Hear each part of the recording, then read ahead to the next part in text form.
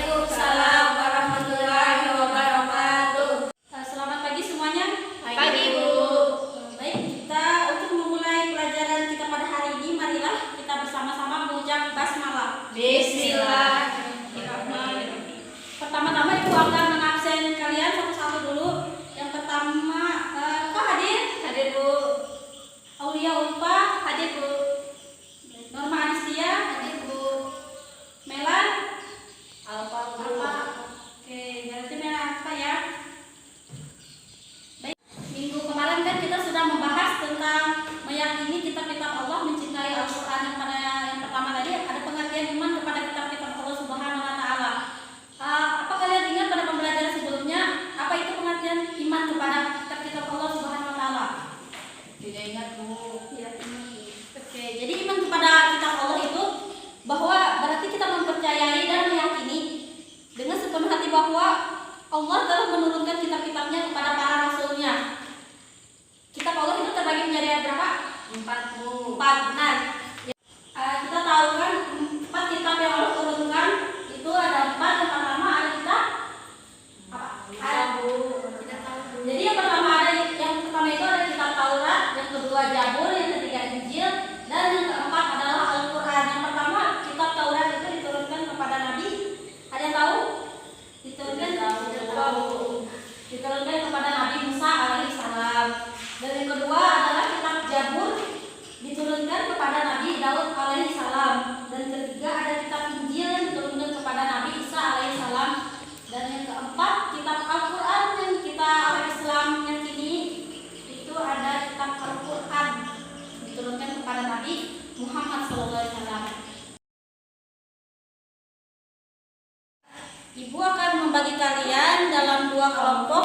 Yang pertama untuk kelompok 1 Aulia nanti sama Melan ya. Dan kelompok kedua ada Ruka dan Norma Adistia. Kelompok pertama nanti akan membahas tentang pengertian iman kepada kitab Allah yang harus diimani.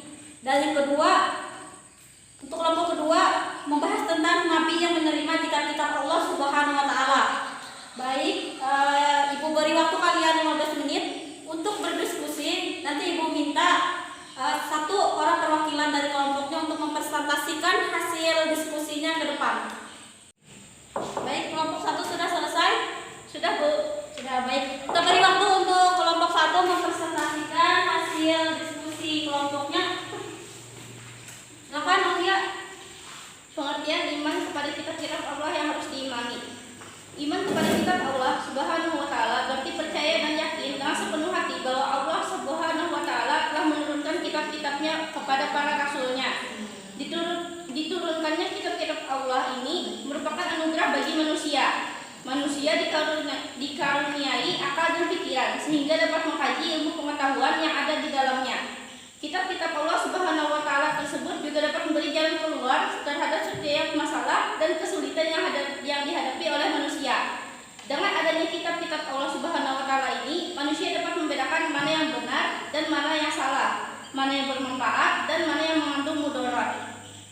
Ada dalam firman Allah dalam Quran surah Al-Maidah ayat 16 yang artinya dengan kitab itulah Allah memberikan petunjuk kepada orang yang mengikuti keridhoannya ke jalan keselamatan, dan dengan kitab itu pula Allah mengeluarkan orang itu dari gelap gulita kepada cahaya dengan izinnya dan menunjukkan ke jalan yang lurus. Sekian presentasi dari kelompok 1. Baik, itulah presentasi dari kelompok 1 tadi. Untuk teman-teman, bila ada yang kurang jelas atau masih ada yang kurang dipahami dan hasil presentasi Aulia tadi bisa ditanyakan. Ya, silakan Rukaya. Saya dari kelompok 2 yang bertanya, iman kepada kitab Allah termasuk rukun iman yang keberapa? Iman kepada kitab-kitab Allah termasuk rukun iman yang ketiga. Ya, terima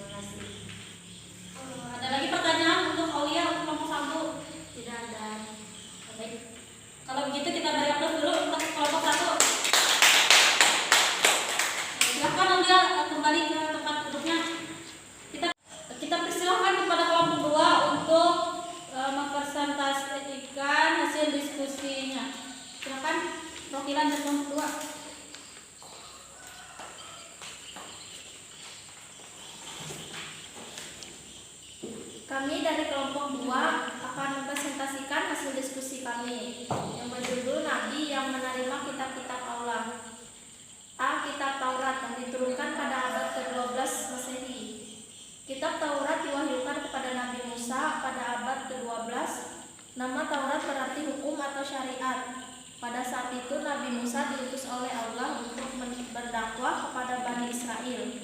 Oleh karena itu, tepat sekali kalau tidak meyakini bahwa kitab Taurat diperuntukkan sebagai pedoman yang diperuntukkan hidup bagi kaum Bani Israel saat itu. Adapun bahasa yang digunakan dalam kitab Taurat adalah bahasa Ibrani. B. Kitab Jabur diturunkan pada abad ke-20 Masehi. Kitab Jabur diturunkan Allah kepada Nabi Daud untuk bangsa Bani Israel atau umat Yahudi. C. Kitab Injil diturunkan pada abad ke-1 Masehi. Kitab Injil diturunkan kepada Nabi pada permulaan abad 1 Masehi. Kitab Injil diwahyukan di daerah Yerusalem.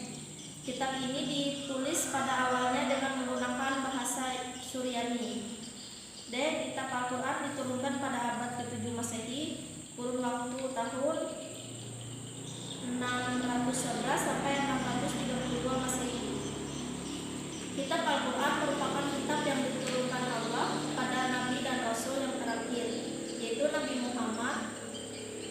Kitab suci Al-Quran diturunkan Allah sebagai penyempurna dan membenarkan kitab-kitab sebelumnya. Baik, terima kasih kelompok 2 telah mempresentasikan hasil diskusi ini untuk teman-teman. Bila ada yang tidak paham, silakan ditanyakan kepada kelompok 2. Saya ingin bertanya, kami dari kelompok 1, bagaimana cara kita mengimani kitab-kitab sebelum Al-Quran? Baik, saya akan menanggapi pertanyaan dari Aulia. Bagaimana cara kita mengimani kitab-kitab sebelum Al-Quran? Cara kita mengimani kitab-kitab sebelum Al-Quran adalah yakin atau percaya bahwa kitab-kitab tersebut datangnya dari Allah untuk Rasulnya dan disampaikan pada umatnya di daerah yang telah ditentukan Allah. Bagaimana kelompok 1? Dari jawaban kelompok 2 tadi apa sudah bisa dipahami? Sudah paham. Oke, terima kasih kelompok 2. Kita beri tepuk tangan untuk kelompok 2. Silakan kembali ke kursinya. Baik, terima kasih untuk 2 kelompok tadi yang sudah mempresentasikan hasil diskusinya.